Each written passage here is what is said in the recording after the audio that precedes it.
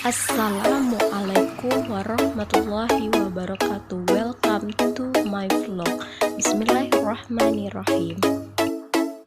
Hari ini kita akan membahas tentang garam atau salt. Apa itu garam, macam-macam garam, kandungan di dalam garam, serta penyakit apa saja yang bisa ditimbulkan karena kelebihan konsumsi garam per hari.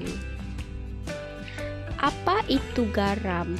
Garam itu adalah mineral kristal yang terbuat dari dua unsur, yakni unsur natrium dan unsur klorin, di mana unsur-unsur ini sangat bermanfaat bagi tubuh. Na dan Cl, kedua unsur ini tidak diboleh digabungkan karena bersifat racun dan sifatnya mudah terbakar apabila terkena air dan dipanaskan. Setiap orang dan dimanapun pasti memiliki garam di setiap dapurnya, karena tanpa garam kebanyakan makanan akan terasa hambar dan tidak enak. Tapi tahukah Anda bahwa garam itu tidak hanya satu jenis, tetapi berbagai jenis garam? Kita akan membahas tentang jenis garam-garam yang ada.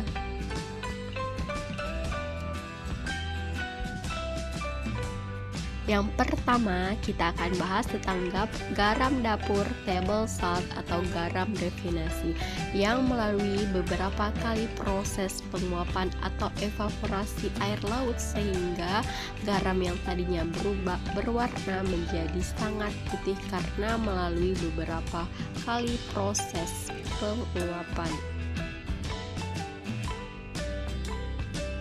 Dikarenakan melalui beberapa proses pemurnian hingga membuat kandungan mineral dari garam dapur ini jadi sangat sedikit dibandingkan jenis garam lainnya.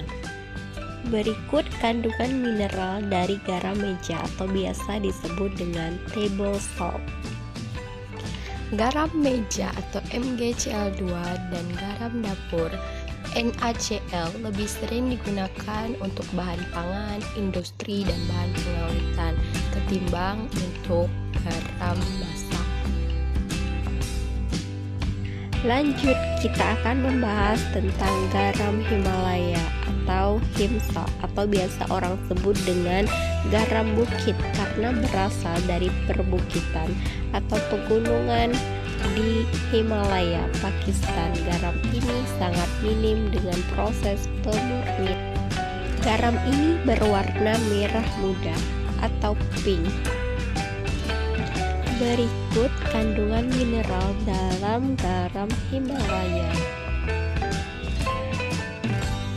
Yang ketiga, kita akan membahas tentang garam laut murni atau sea salt.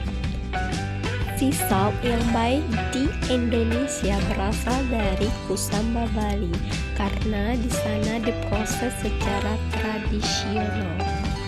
Sea salt yang baik adalah sea salt yang berwarna gelap, karena semakin gelap warnanya, semakin tinggi pula unsur mineral yang berada di garam laut tersebut. Berikut kandungan mineral dalam garam laut. Oke, kita akan bahas perbedaan dari 3 produk garam yang telah dijelaskan tadi. Yang pertama, garam dapur itu sudah banyak tercemar. Yang kedua, Himalaya garam yang paling murni dibanding garam lainnya. Sedangkan garam sea salt adalah garam yang mengandung logam berat karena terjadinya polusi pada air laut. Next, kita akan bahas jenis garam selanjutnya, yakni garam Inggris atau Epsom salt. Garam ini sangat baik untuk menstabilkan gula darah. Selanjutnya, kita akan bahas garam vulkanik. Dibandingkan garam lainnya, garam vulkanik ini rasanya lebih asin, lebih gurih, dan lebih lembut. Jadi kita bisa lebih irit karena hanya dengan sedikit saja memasukkan garam ini, masakan sudah cukup terasa asin. Jenis garam yang nomor 6 yakni garam hitam atau kala namak. Garam ini sedang naik daun dikarenakan garam ini digunakan dalam pengobatan serta mengobati tekanan darah tinggi, anemia, mampu menurunkan berat badan, kolesterol, serta banyak khasiat lainnya, sehingga garam ini sangat bagus untuk dikonsumsi. Jenis garam selanjutnya ada garam saltik. Garam ini mengandung sejumlah mineral, tetapi kandungan natrium di dalam garam ini lebih rendah daripada garam meja. Berikut saya lampirkan kandungan mineral dalam garam saltik. Oke, next kita akan bahas garam jenis terakhir, yakni garam kosher. Garam yang anti cracking, tidak mudah pecah, dan anti yodium sehingga dia mudah menggumpal. Akan tetapi jika larut dalam air rasanya tidak jauh berbeda dengan table salt.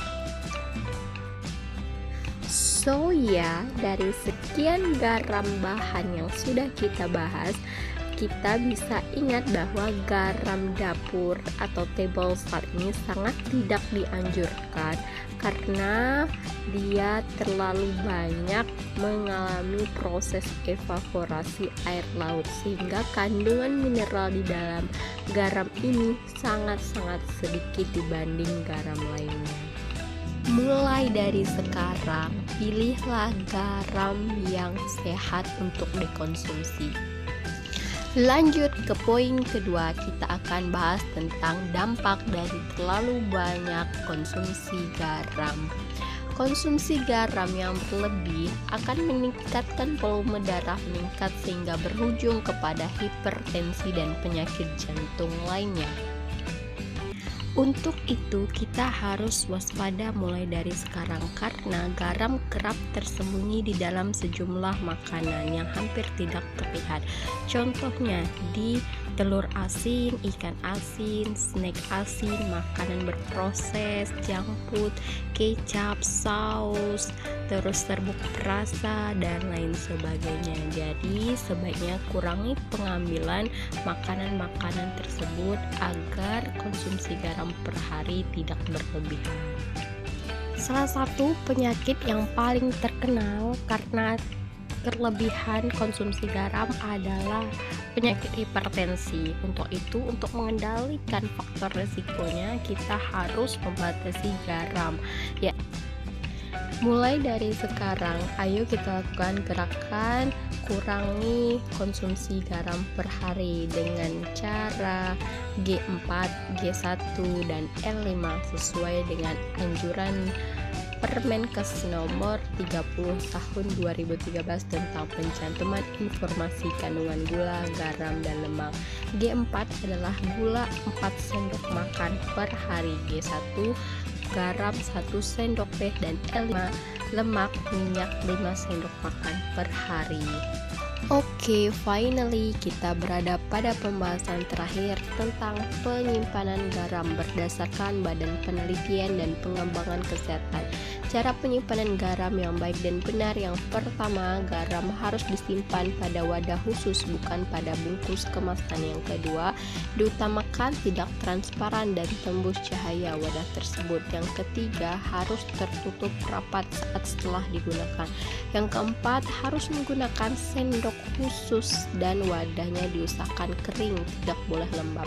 Dan yang terakhir adalah wadah harus bersuhu ruang, disimpan di suhu ruang yang tidak terpapar cahaya matahari secara langsung.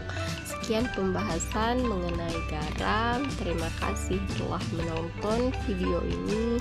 Sampai jumpa di video selanjutnya. Wassalamualaikum warahmatullahi wabarakatuh.